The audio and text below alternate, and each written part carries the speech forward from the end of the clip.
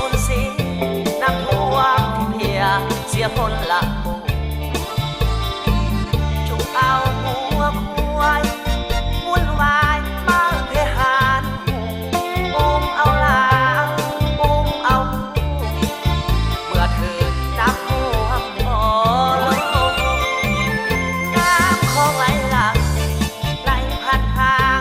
ลัดเข้าในนาพี่น้องต้องลังน้ำตาเลี้ยวลงทงนาน้ำท่วมล้นทงข้าแขกสายฟอสี่ขาดใต้น้ำท่วมจนทงพี่เครื่องตายเกี้ยงบ่จมน้ำบ่ยอมลงโทสร้างใจดำลงเรือลงเพแก่ของป้าเฮือนไก่ห่างข้ามทงแดง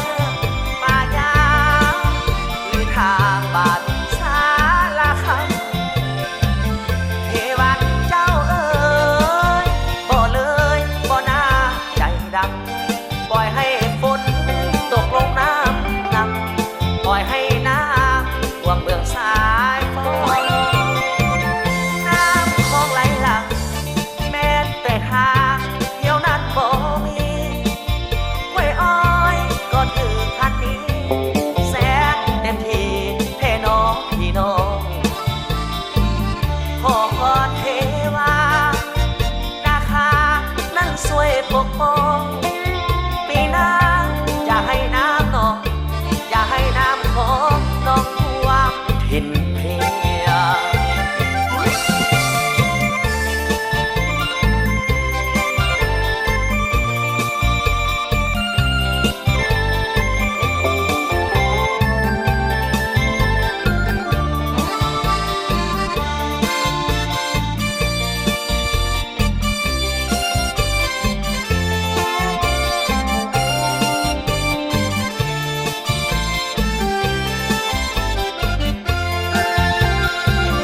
ลงเรือลงเพ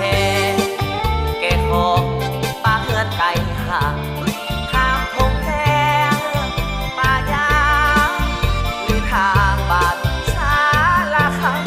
ำเทวันเจ้าเอ๋ยบ่เลยบ่น่าใจดำปล่อยให้ฝนตกลงน้ำนำปล่อยให้น้ำท่วมเมือง